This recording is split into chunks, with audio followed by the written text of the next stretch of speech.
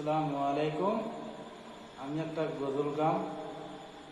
গজলটা ভালো লাগলে like comment share করবেন। পাখা নাহি মরি উড়িয়া যেতাম গায়ে নাই মরি দূর রে মদিনা কত দূর, যে জায়গায় ঘুমায় আছেন নূর মৌলানোর। পাখা নাহি মরি উড়িয়া যেতাম গায়ে